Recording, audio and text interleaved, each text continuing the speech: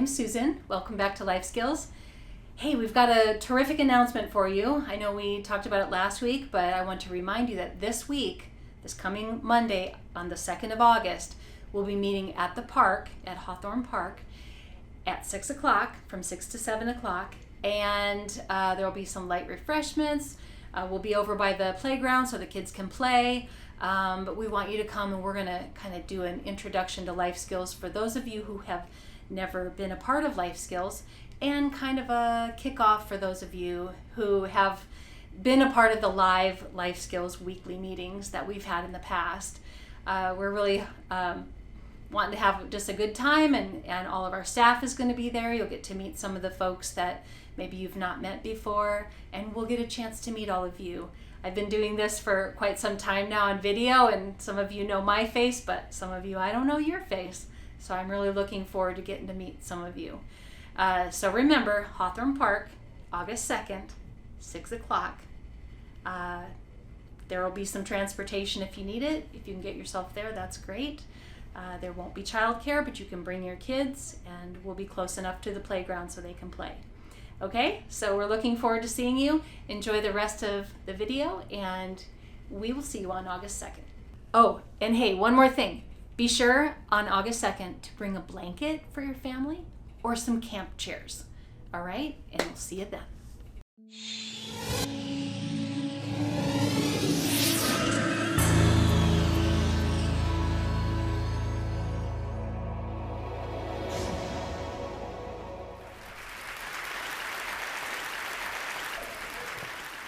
So I'll start with this. A couple of years ago, an event planner called me because I was going to do a speaking event. And she called and she said, I'm really struggling with how to write about you on the little flyer.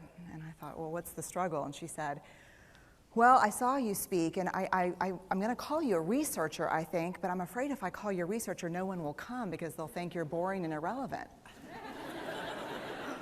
And I was like, okay. And she said, but the thing I liked about your talk is, you're a storyteller, so I think what I'll do is just call you a storyteller. And of course, the academic, insecure part of me was like, you're going to call me a what? And she said, I'm going to call you a storyteller. And I was like, oh, why not Magic Pixie? I was like, let me think about this for a second. And so I tried to call deep on my courage, and I thought, I am a storyteller. I'm a qualitative researcher. I collect stories. That's what I do. And maybe stories are just data with a soul, and maybe I'm just a storyteller. So I said, you know what? Why don't you just say I'm a researcher storyteller? And she went, there's no such thing. So I'm a researcher or storyteller.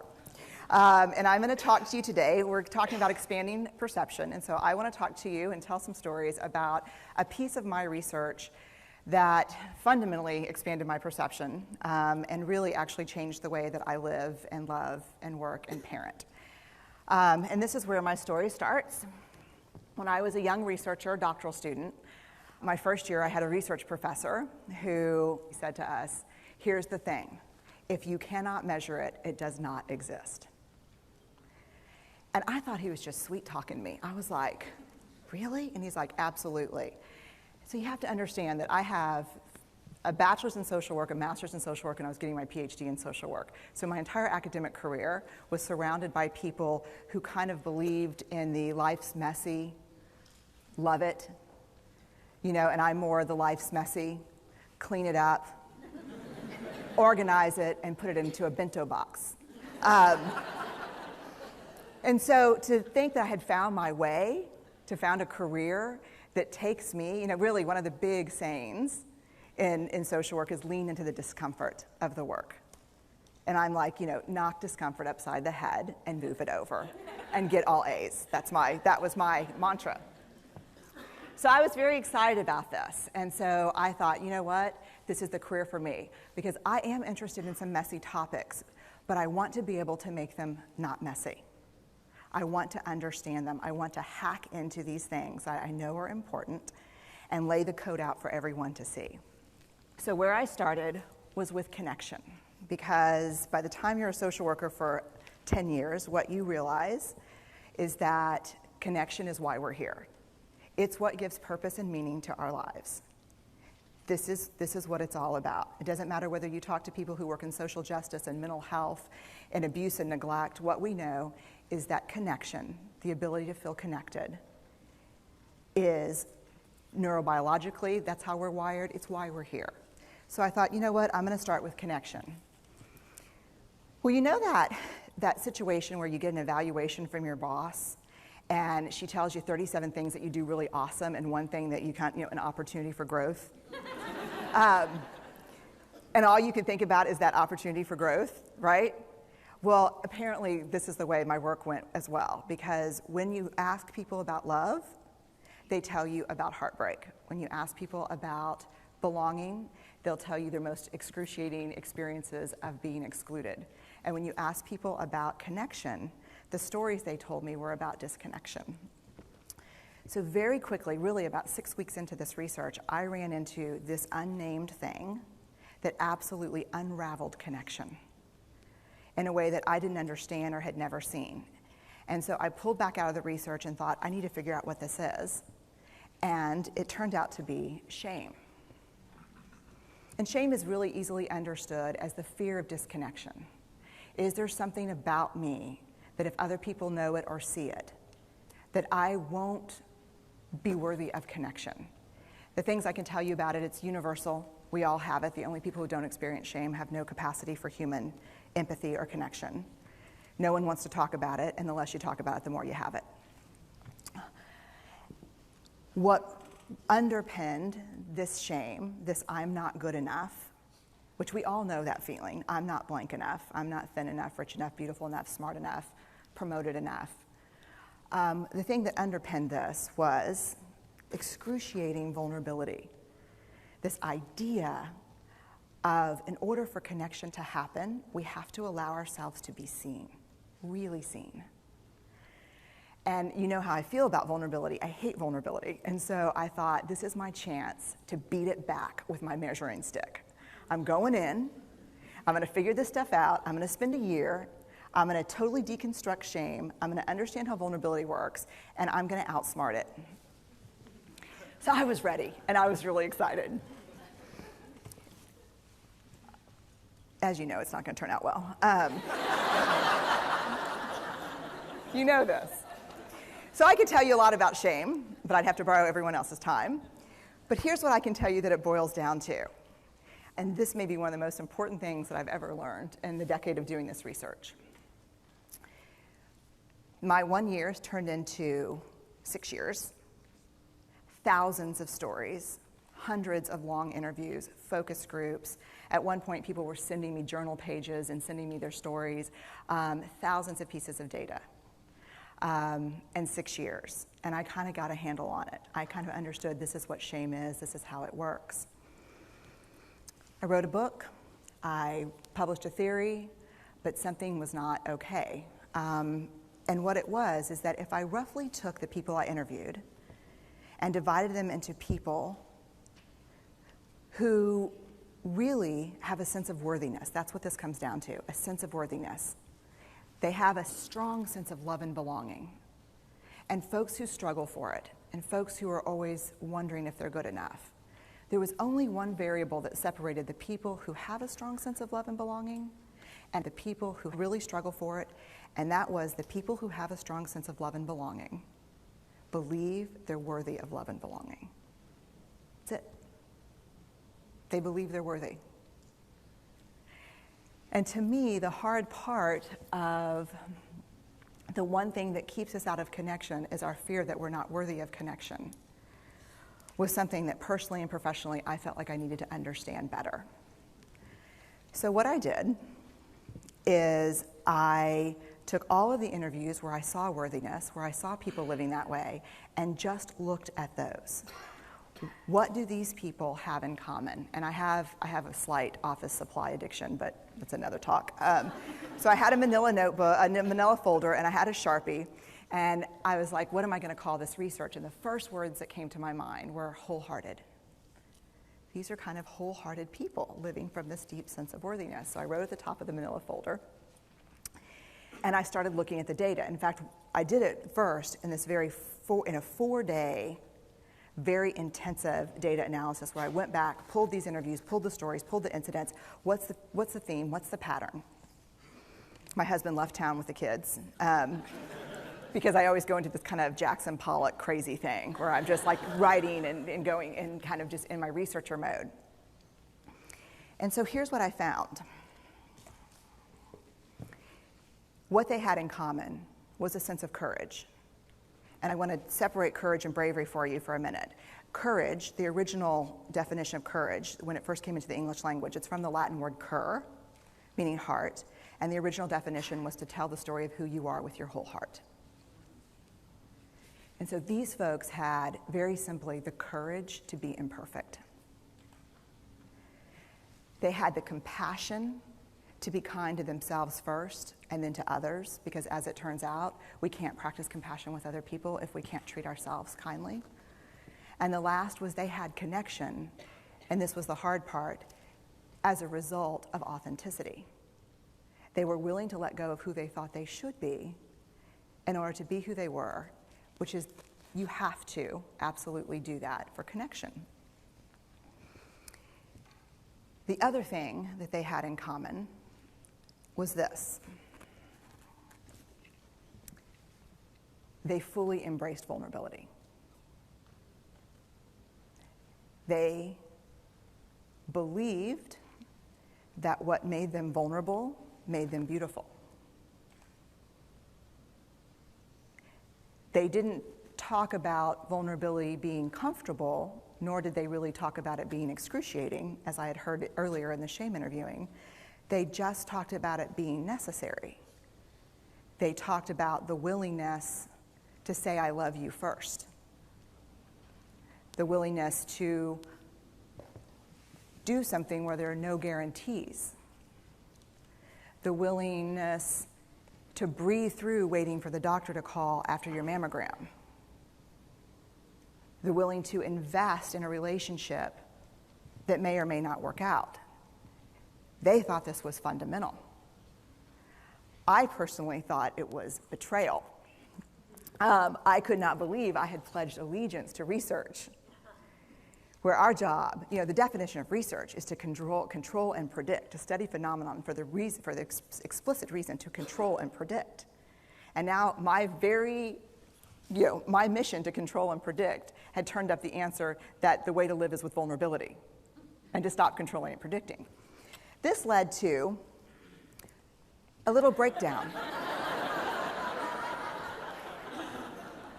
which actually looked more like this. And it did. It led to I call it a breakdown, my therapist calls it a spiritual awakening. Spiritual awakening sounds better than breakdown, but I assure you it was a breakdown. And I had to put my data away and go find a therapist. Let me tell you something. You know who you are when you call your friends and say, I think I need to see somebody. Do you have any recommendations? Because about 5 of my friends are like, woo, I wouldn't want to be your therapist. And I was like, what does that mean? And they're like, I'm just saying, don't bring your measuring stick. It's like, okay. So I found a therapist. My first meeting with her, Diana, I brought in my list of the way the wholehearted live. And I sat down, and she said, how are you? And I said, I'm great, I'm okay. And she said, what's going on? And I said, and this is a therapist who sees therapists, because we have to go to those because their BS meters are good. And so I said, here's the thing, I'm struggling. And she said, what's the struggle? And I said, well, I have a vulnerability issue, and I know that vulnerability is kind of the core of shame and fear and our struggle for worthiness, but it appears that it's also the birthplace of joy, of creativity, of belonging, of love, and I think I have a problem, and I need some help. And I said, but here's the thing, no family stuff, no childhood shit, I just need some strategies.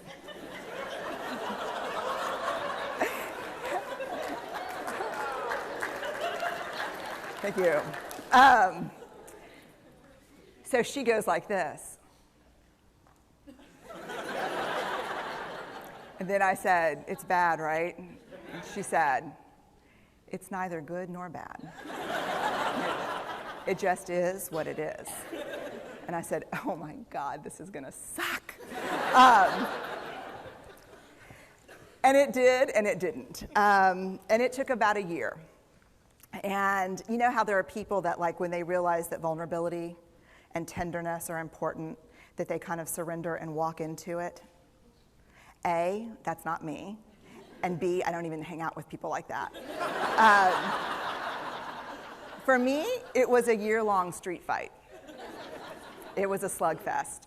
Vulnerability pushed, I pushed back. I lost the fight, but probably won my life back. And so then I went back into the research and spent the next couple of years really trying to understand what they, the wholehearted, what the choices they were making, and what are we doing with vulnerability? Why do we struggle with it so much? Am I alone in struggling with vulnerability? No. So this is what I learned. We numb vulnerability. When we're waiting for the call, it was funny, I sent something out on Twitter and on Facebook that says, "How would you define vulnerability? What makes you feel vulnerable?" And within an hour and a half, I had 150 responses. Because I wanted to know, what's out there. Having to ask my husband for help because I'm sick and we're newly married. Initiating sex with my husband. Initiating sex with my wife. Being turned down. Asking someone out. Waiting for the doctor to call back. Getting laid off. Laying off people. This is the world we live in. We live in a vulnerable world. And one of the ways we deal with it is we numb vulnerability. And I think there's evidence, and it's not the only reason this evidence exists, but I think that it's a huge cause. We are the most in debt, obese, addicted, and medicated adult cohort in U.S. history. The problem is, and I learned this from the research, that you cannot selectively numb emotion. You can't say, here's the bad stuff. Here's vulnerability, here's grief, here's shame, here's fear, here's disappointment. I don't want to feel these. I'm going to have a couple of beers and a banana nut muffin. I don't want to feel these. And I know that's knowing laughter. I hack into your lives for a living. I know that's, God. You can't numb those hard feelings without numbing the other affects or emotions. You cannot selectively numb. So when we numb those, we numb joy. We numb gratitude. We numb happiness. And then we are miserable and we are looking for purpose and meaning. And then we feel vulnerable. So then we have a couple of beers and a banana nut muffin. And it becomes this dangerous cycle. One of the things that I think that we need to think about is why and how we numb. And it doesn't just have to be addiction. The other thing we do is we make everything that's uncertain certain. Religion has gone from a belief in faith and mystery to certainty. I'm right, you're wrong, shut up. That's it. Just certain. The more afraid we are, the more vulnerable we are, the more afraid we are. This is what politics looks like today. There's no discourse anymore. There's no conversation. There's just blame. You know how blame is described in the research? A way to discharge pain and discomfort. We perfect. If there's anyone who wants their life to look like this, it would be me. But it doesn't work, because what we do is we take fat from our butts and put it in our cheeks. Which just, I hope in 100 years people will look back and go, wow. And we perfect, most dangerously, our children. Let me tell you what we think about children. They're hardwired for struggle when they get here. When you hold those perfect little babies in your hand, our job is not to say, look at her, she's perfect. My job is just to keep her perfect, make sure she makes the tennis team by 5th grade and Yale by 7th grade. That's not our job. Our job is to look and say, you know what? You're imperfect and you're wired for struggle, but you are worthy of love and belonging. That's our job. Show me a generation of kids raised like that, and we'll end the problems I think that we see today. We pretend that what we do doesn't have an effect on people. We do that in our personal lives. We do that corporate, whether it's a bailout, an oil spill, a recall. We pretend like what we're doing doesn't have a huge impact on other people. I would say to companies, this is not our first rodeo, people. We just need you to be authentic and real and say, we're sorry, we'll fix it. But there's another way, and I'll leave you with this. This is what I have found: to let ourselves be seen, deeply seen, vulnerably seen. To love with our whole hearts, even though there's no guarantee. And that's really hard, and I can tell you as a parent, that's excruciatingly difficult. To practice gratitude and joy in those moments of kind of terror when we're wondering, can I love you this much? Can I believe in this as passionately? Can I be this fierce about this? Just to be able to stop and instead of catastrophizing what might happen, to say, I'm just so grateful, because to feel this vulnerable means I'm alive. And the last, which I think is probably the most important, is to believe that we're enough. Because when we work from a place, I believe, that says, I'm enough, then we stop screaming and start listening. We're kinder and gentler to the people around us, and we're kinder and gentler to ourselves. That's all I have.